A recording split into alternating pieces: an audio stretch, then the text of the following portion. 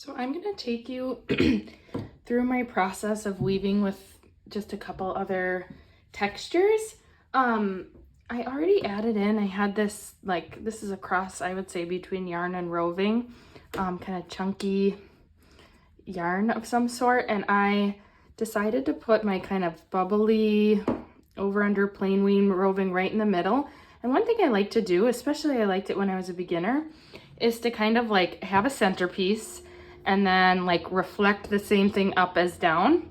So I think what I'm gonna go in and do is do this same peach color above the roving as well. So sometimes what I do to measure is kind of like just estimate the length and then cut a little too much.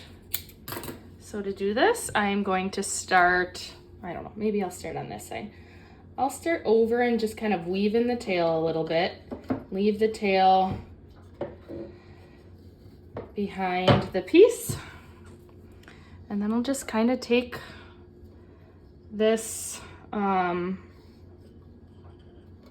roving like yarn, I guess, and I'm just gonna plain weave it in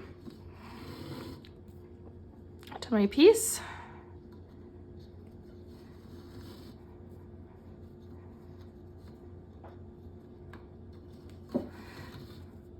Oh, and I pulled that too tight, so I'm gonna make sure I don't pull too hard so that my piece stays uniform on the sides.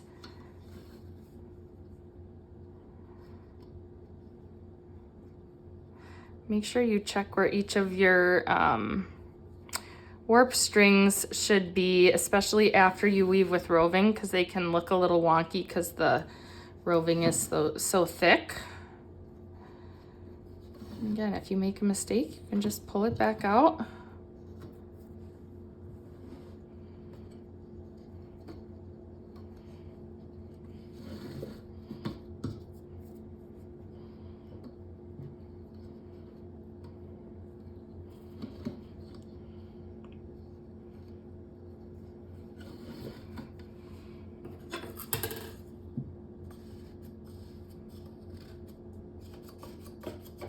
And the plain weave on either side of the roving kind of holds the roving in place too. Okay.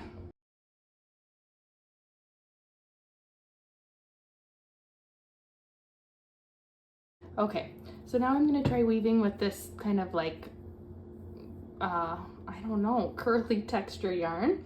Whenever you're working with something a little thinner, tying it onto a tapestry needle can really speed up the process. Let's see. I'm going to leave a nice long tail at the end and tuck that in. And then I'm just gonna go over and under all the way across.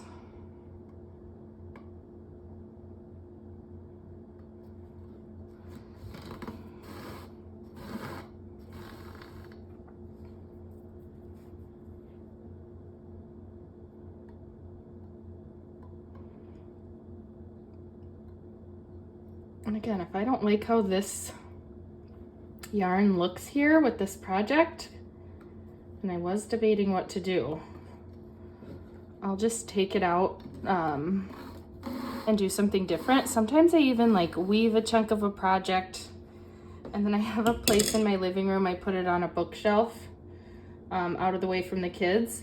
And then I like kind of look at it throughout the week and I'm like, man, I really do not like that. I have to redo it or I won't be able to live with it. Or I'll be like, hey, I really like it. I'm gonna do this next. So if you're not sure about something, it can sometimes be nice to just sit on it for a bit.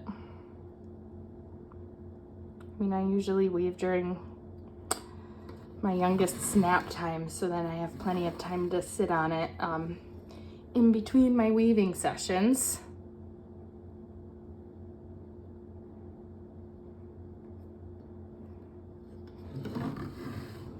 Remember to leave that nice arc or bubble.